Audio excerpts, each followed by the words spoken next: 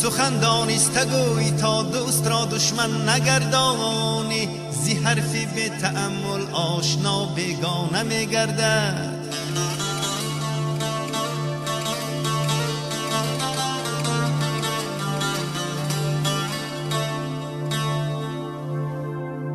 سخن را بر کسی گوی رسد بر قدر گفتارت، دلت را بر کسی بکشا که داند فعل و رفتارت.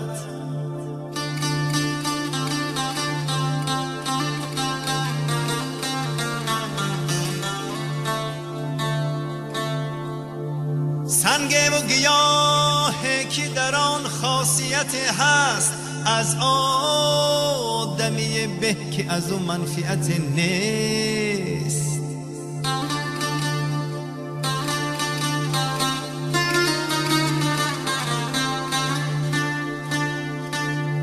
سنگ و گیاهی که در آن خاصیت هست، از آدمی به که از اون منفعت نیست.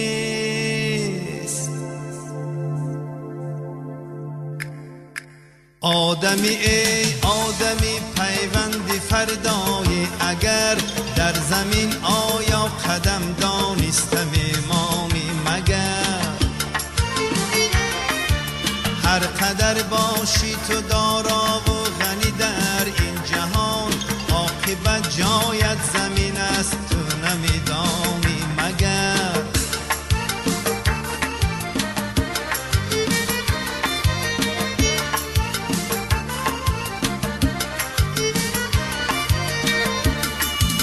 هر کلانی را بدیدی با سلام پیشواز گیر، چون سلام قرض است بر آدم نمیدانی مگر. بر کسی افتاده حتما دستیاری کن دراز، این عمل به حد سوا باشد نمیدانی مگر. آدمی ای آدمی پیوند فردایی، اگر در زمین آیا قدم دانسته میمانی مگر. هر قدر باشی تو دارا و غنی در این جهان، عاقبت جایت زمین است تو نمیدانی مگر.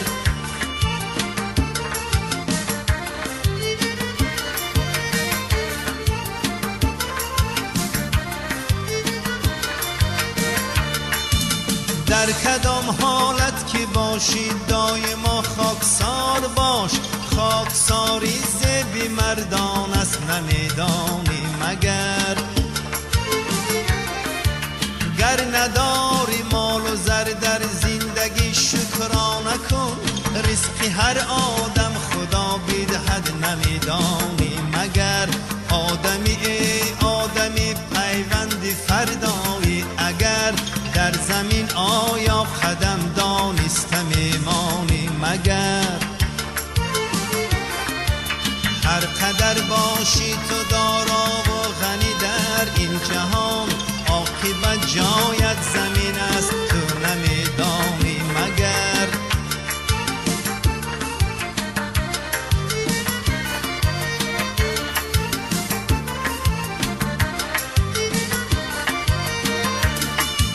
گر کسی چیزی بگوید بر کسی دیگر مگوی، این سخن چینی گناه است تو نمیدانی مگر. از براری کار دوستی خود دو چند خرسند باش، چون براری کار دوست اقبال توست دانی اگر. آدمی ای آدمی پیوند فردایی، اگر در زمین آیا قدم دانسته میمانی مگر. هر قدر باشی تو دارا و غنی در این جهان، عاقبت جایت زمین است تو نمیدانی مگر.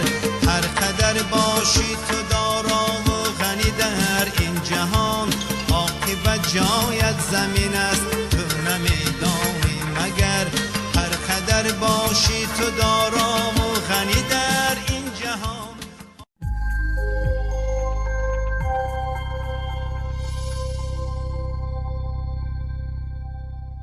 برای دریافت پادکست های بیشتر و برنامه های متنوع رادیو مهر، ارمغان امید و آینده می توانید با واتساپ ما با شماره +90 531 623 0676 پیام دهید و با ما در ارتباط باشید.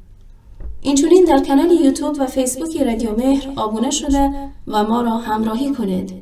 www.radiomehr.org